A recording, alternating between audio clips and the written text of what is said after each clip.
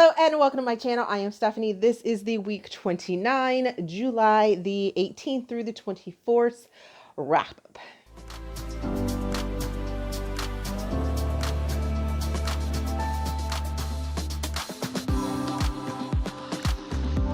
Okay, so before we get into any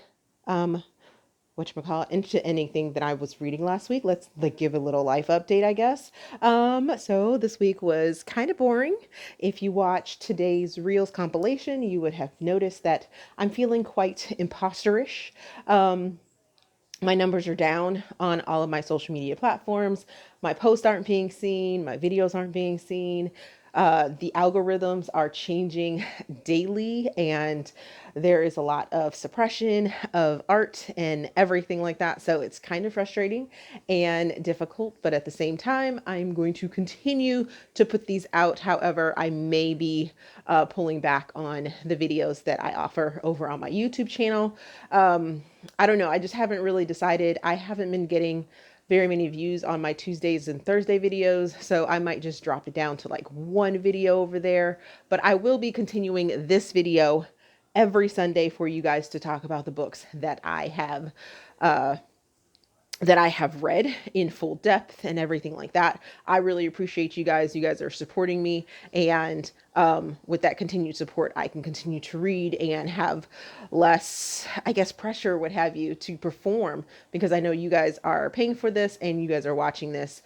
So you want to actually hear what I am saying about the books that I am reading. So with that, I also got some book mail. So let's just go ahead and jump into that.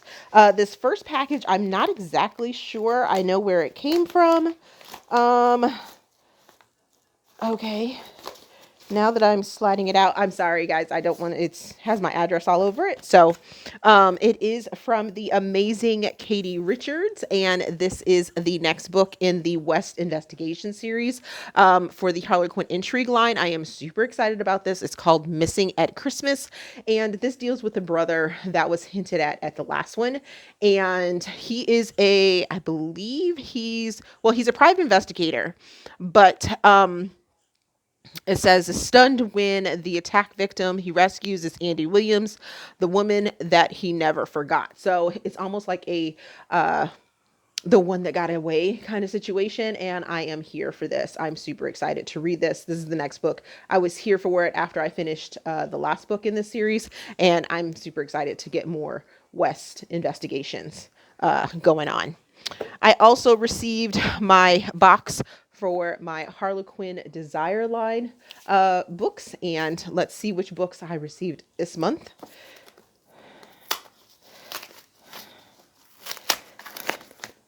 And if you didn't know, Harlequin has a subscription plan where you get to you can decide which line you want to receive books from, and then you pay for the monthly subscription. They'll send you books, and it's amazing. I have enjoyed the Desire line books, and I like that they come out quite a few months after I receive them. So it's almost like getting advanced copies that I'm paying for that I get to read beforehand. So the 4 books that I received in this box is Rancher's Christmas Storm by Maisie Yates, and this is a Gold Valley Vineyards book, and I'm excited to read that one. The X Upstairs by Maureen Child, and this is part of the Dynasties. So it looks like it's the Step into Carey Center Dynasties that we have going on here. Then we have Bidding on the Texan by Barbara Dunlap. And this one is the next book in the Texas Cattlemen's Club Heir Apparent series. And then finally, I got a copy of Just a Little Married by Reese Ryan. And this is part of the Moonlight Ridge series that I believe Reese is doing. So this is one of the books in there. Super excited for that, that I received those. And then the amazing, let me see if I can, okay, we'll go this way. And it's probably going to flash me out. But the amazing Max Monroe has been sending me books and has been spoiling me. The publishing company that they work with has been amazing. And Max Monroe has been amazing as well. So I'm going to open up this box to see what they sent me in this one.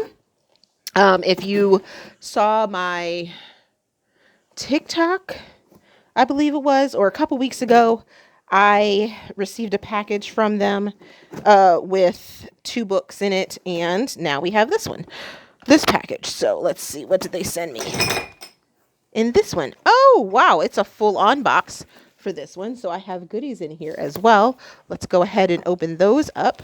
So they sent me an awesome mug that is really, really well taped in bubble wrap.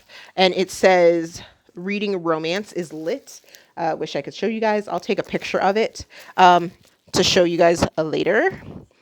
As well as a "Reading romance is lit" pin. Excited about that. Got a couple pens here, which I love because I can never have enough pens in my stash around my house. I'm always needing a new pen. They sent me an awesome note. Yay. I'll read that later. They sent me another bookmark as well as their card. And it looks like they sent me a copy of Taming Hollywood's Bad Boy, which I already own, so I may be putting this one up. This is another signed copy, so I may be putting this up for a giveaway, or might be sending it to one of you guys, depending on, how things go. But I enjoyed this book when I read it. It was cute. It's about this Hollywood guy that he kind of runs away from the Hollywood scene because he just wasn't liking who he had become. And then we have a PR specialist that kind of puts her foot in her mouth, saying that she could get him because she knows him. And then she goes out to the wilderness and kind of brings him back and starts to bridge some gaps between him and his sister, as well as bringing him back to Hollywood. And I really enjoyed it. I thought it was a fun book. So be checking those out. Alrighty. So that is all the stuff that I received for book mail. Let's get into the books that I did read last week, starting it off with The Dating Playbook, which is Playbook number 2 by Farrah Rochon. I'm placing this in contemporary. I give it 4.25 stars. I'm giving it 3 Steam fans had this as an ARC. I believe it either just released or it is releasing here in the next couple weeks, so you guys can go check it out. I thoroughly enjoyed this book. We have Taylor, who is one of the ladies that was scorned by dating the same guy, and the boyfriend project for the ladies was so that they would all go and kind of find new life without this guy that kind of really kind of screwed them over. Well, Taylor is a fitness person and she's trying to get her fitness plans off of the ground. She has great inspiration from her father, who is a military guy, and her military family. Her family's super overachievers and stuff like that. So she kind of feels like she's the black sheep. Well, like I was saying, she's a fitness instructor. She has an NFL player named Jamar who had an injury and he left the NFL, and then he comes back or he wants to come back to the NFL, but he doesn't want the news outlets and things like that to find out where he's training or to get wind of it, because he has some survivor's guilt because a friend of his died and now he feels like he needs to get back into the NFL. I really liked the layers of this one. I liked that there was a really, really good balance between the things that were going on with Jamar individually as well as Taylor individually, to go along with their romance of coming together, because it's sort of a forbidden thing because it's a trainer and trainee sort of story, because she's the fitness trainer, he's the NFL star. He hires her, by the way. So I kind of like that, but there were a couple moments where I was just like, this is a little overboard, but overall I really enjoyed this story for this one. The next book that I finished was Jett, which is Nighthawks #4 by Lisa Lane Blakeney. I place this in contemporary. I'm giving it 4 stars. I give it 2 Steam fans. I read this as an audiobook, and this is a Black author. By the way, Farrah Rochon is a Black author as well. Back to Jett. Adrian and Jett. Jett is a quarterback that ends up getting injured, and he is recovering, but he's also the bad boy, has kind of a bad temper, and has a womanizing way. And Adrian, I, I, I always mess up these A names, but she is a pediatric doctor that is going for her boards to become a pediatric specialist, and she likes to take care of children and giving back and everything like that. So when she finds her fiance in her apartment in bed with someone else cheating on her, she goes out and, you know, decides to drink one night. Well, she ends up meeting Jett. He is this nice kind of stand-up guy, and it kind of seemed a little weird for me. So I was just like, I mean, I enjoyed the story, but it wasn't something that just like completely grabbed me and was just like, yes, yes, yes, yes, yes. They both have to kind of learn to trust and love again, and that's kind of where that story went. The next book that I finished was Blame It on the Champagne, which is Blame It on the Alcohol, #1 by Fiona Cole. Placing this into contemporary as well. Give it 4.25 stars. Give it 4 Steam fans because Fiona always brings the steam. Read this as an audiobook, and this was our Patreon buddy read pick. I hope that you guys read it and enjoyed it as much as I did. We have Vera, who is sort of almost being married off in her family. Her father is like, you are going to marry this person, but this person is a douchebag. And she really wants to excel on her own and do the best things for her family, but her father is not letting her do that.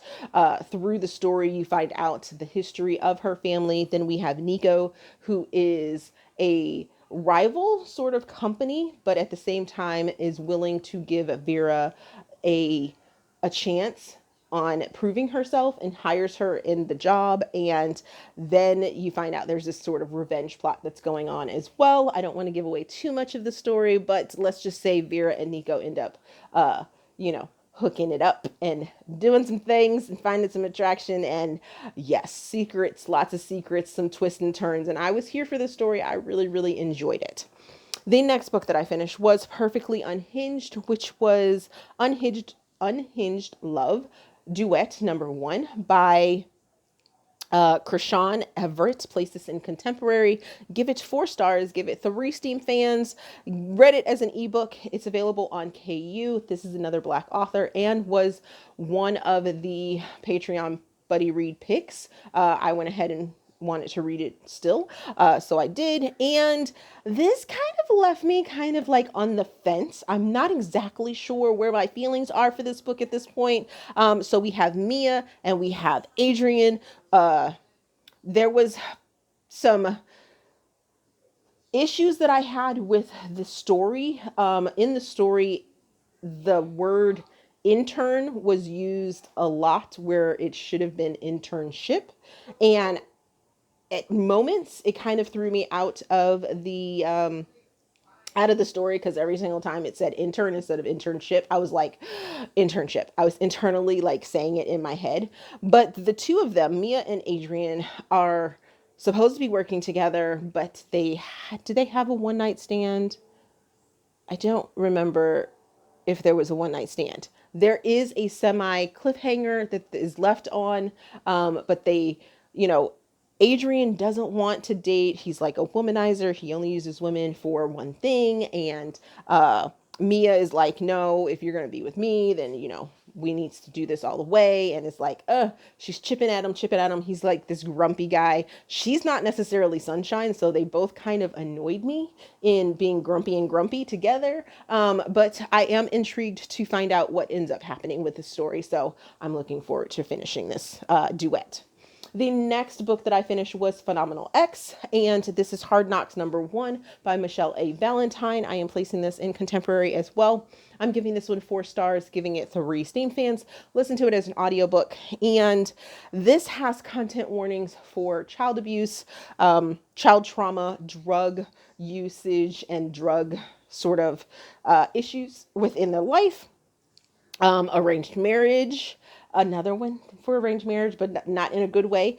So we have Anna, who is the Spanish princess, not really a Spanish princess. She's Spanish, and she is moving away from her father from in Seattle to her family members in Detroit, and she ends up sitting next to Phenomenal X, or Xavier, who is this big time wrestler, and she has no clue who he is, but knows that has kids like wanting his autograph and stuff like that. So you kind of go with them through the story while he is on vacation in Detroit, because that's where he grew up. And then you find out sort of his backstory and how he had Hard Knocks life, and the things that sort of evolved him into the wrestler that he is. He's very possessive, but he also doesn't like to have girlfriends and things like that. But there's something about Anna that, really grabs him. There were moments within this story that I was just like, ugh, ugh, that's so cringy. Just actions that were being done by both characters that I was just like, ugh, I wish they didn't do that. And, I am intrigued. It does leave you off on a cliffhanger to read the next book, which I am already reading. You'll see that in my currently readings. But, I'm intrigued about it. I read a spin-off book already, so I kind of know the characters, and that's kind of why I came back to read this book, is because the daughter that Anna and Xavier end up having is featured in another series that Michelle does, and I really enjoyed that, so I kind of wanted to see the origin of that. And the last book that I finished last week was The High Mountain Court, The Five Crowns of Okurith, book #1 by A.K. Mulford. And this is a fantasy romance, you guys. Oh my goodness. I'm giving this 4.25 stars. I'm giving it 2.5 Steam fans. Have this as an ARC. It doesn't come out yet. I will put in here somewhere when it actually releases, because I know AK from TikTok. She didn't, not afraid. She saw that in my description box that I wasn't accepting individual authors, and she kind of put it out on TikTok, hey, is there anybody around? I had space, and it was like, hey, you know what, I'll give it a try. Just to warn you, I'm not a huge fantasy person. She's like, but there's a little bit of romance that goes along with it. And I was like, okay, I'm going to try it. So we have Remy, who is a red witch, and she has to be on the run because of the things that are going on within the Okurith nations and like sectors type thing. I'm going to describe this very badly because it's a fantasy. So there was a lot of setup. And the first half of the book didn't grab me as much as the second half of the book did. The second half, oh, I was here for the second half. So in the second half of the book, we get romance, we get action, out of control. There's a Prince Hale who comes and is like guiding Remy on this mission to find the rings and find out all this like stuff that's going on. And I really enjoyed it. I'm looking forward to the next book. I don't know if it's going to be a series of standalones or if Remy and Hale are going to be moving on even further and have more, but I'm very intrigued by this story. Very intrigued by this story. Pleasantly surprised that I have enjoyed this as much as I did. So what am I currently reading? I am currently reading Xavier Cold, which is Hard Knocks #2 by Michelle A. Valentine. I am also reading On a Tuesday by Whitney G, as well as On a Wednesday by Whitney G, and a couple of other books. So there is that.